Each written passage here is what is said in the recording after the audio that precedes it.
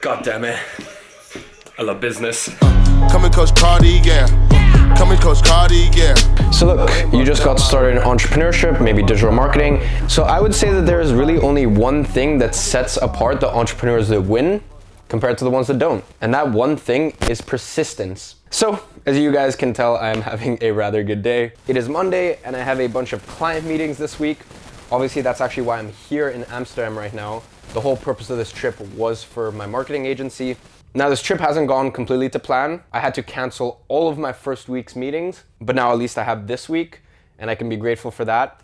And once again, these meetings aren't to inquire or anything like that. These meetings are to sign the dotted line and for them to get started as clients of mine. So business is booming. As well as that, got some affiliate commissions that have rolled through. Always fun to get some passive income.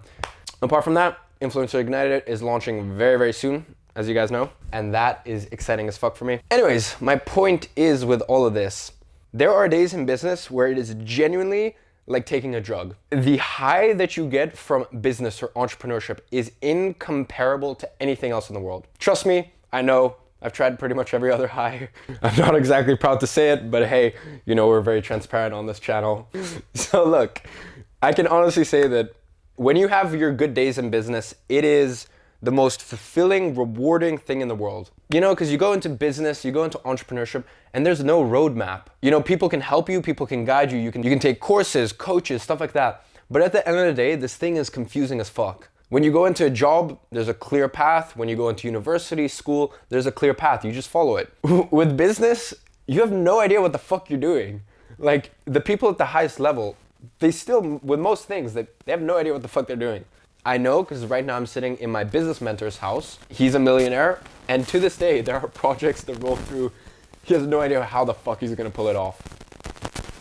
The point is, he stays persistent. Now, obviously, he's been an entrepreneur for 15 years now.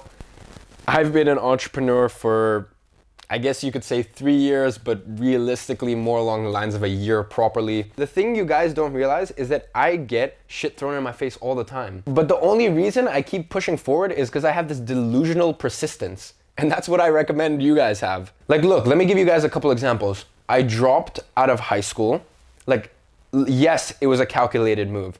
But at the end of the day, I dropped out of high school. Everyone around me, including my business mentor, was like, Iman, what the fuck are you doing?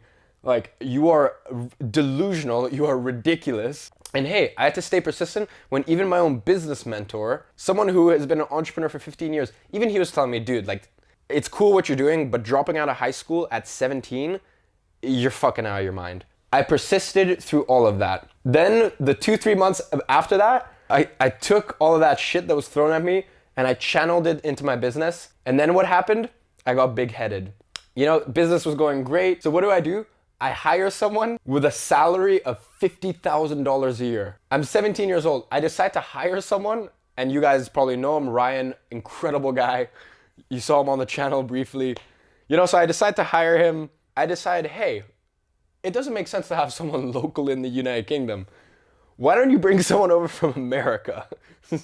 So I bring over someone from America with a salary of $50,000 a year. I get super fucking big-headed. Then I decide, hey, you know what? Why don't I get a swanky 4K a month apartment? So you know what? Now we got an employee, we got an apartment. He comes over here and I have not set any structure at all. The structural integrity of my marketing agency at that point was dog shit. So Ryan, he leaves after 7 days, and you know what, like, I don't even blame him because I had not been experienced enough as an entrepreneur. And although it was a sweet arrangement, you know, and we worked well together, it wasn't anywhere near what I thought it would be. So, you know, he goes back to America. That month, I lost 50% of my clients because I said I could deliver on stuff, which I couldn't actually deliver on. So here we go. My first employee stays with me for a week, and then he basically decides, you have no idea what the fuck you're doing. I'm out of here. Obviously, that's not the exact reason. His heart wasn't really in it. It wasn't sort of the work he wanted to do, but you get my point. So, you know, he goes back to America. I lose 50% of my total revenue. My apartment, that falls through because now I have to put all my money and focus back into rebuilding the business. That was early June. Then in August, I lose 50% of my clients. Now, if any of you guys haven't been in business long enough, August is just like, no matter what industry you're in, August is just a shit month. I end up losing 50% of my clients. And once again, I take full responsibility for that because I would say that I got complacent. I didn't stay on the cutting edge of things. And for that reason, a few of my clients actually dropped me. And I'm more than happy to admit my fault there. My point is, well, no shit, you guys see the highlights. I actually still document all of my lows. But like, of course you guys remember the highlights. You guys don't go back and you remember the times where I had to stay persistent. Then in general, every single day, I have doubts. Like I doubt myself. And that's normal. Like the funny thing is, you're on the other side of this and you're doubting yourself and you have fear inside of you and you think you're the only one. You're not the only one. We're all scared. I need you to understand that. We're all scared. We all have no idea what the fuck we're doing. But the beautiful thing is, if you stay persistent and you stay strong, you always figure it out. So for any of you guys out there who are having your low day right now in your entrepreneurial journey, what I really want to say to you is that you're not alone. You're genuinely not. You know, and I really, really do mean that. And I really hope you take that to heart. And outside of that, I just want you to like take a deep breath in right now. And I just want you to be grateful. I know this sounds weird. I know a lot of you guys aren't into meditation or Eastern philosophy in the same way that I am. But like, I really just want you to take a deep breath in and I want you to feel the gratitude just flow through your body. Because you need to understand, maybe you're working 8 to 10 hours a day, but you are working 8 to 10 hours a day for you. You're working for your future.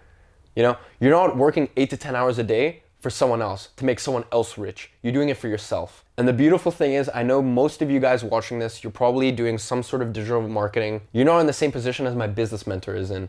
You know, when he started his business, for 3 years, he didn't take a salary. For 3 years, he wasn't making any money, you know? And then obviously it got to a point where it starts making a lot of money and he's done very well. That's beside the point. If you're in digital marketing, in your first year, if you're dedicated, if you stay persistent, I think you should be making at least $50,000. Probably more along the lines of $100,000. Dude, people go to university and they fucking study and they go up the corporate ladder and the whole process takes them 10 years. You can do it in one. And you can do it for yourself, not for someone else. So really the only difference between the wannabe entrepreneurs and the real ones is the fact that when times get tough, the real ones stay persistent. The wannabe entrepreneurs, they go on Instagram, they go look at some more motivational quotes, go watch a rah-rah video. They do that when shit hits the wall. The real entrepreneurs, they fucking pull up their boots, they get their elbows in the dirt, and they fucking make shit happen. Because that is what an entrepreneur does. An entrepreneur finds solutions when everything is fucking scrambled and there is no light visible. They find that light. Anyways, little rant over. I'm hoping this has helped one of you guys out there. Time to get back to work. I need to work on a few funnels, print out some contracts, and continue being delusionally persistent and working on my business when there is no light at the end of the tunnel. Anyways, you guys get the point. I'll see you guys tomorrow.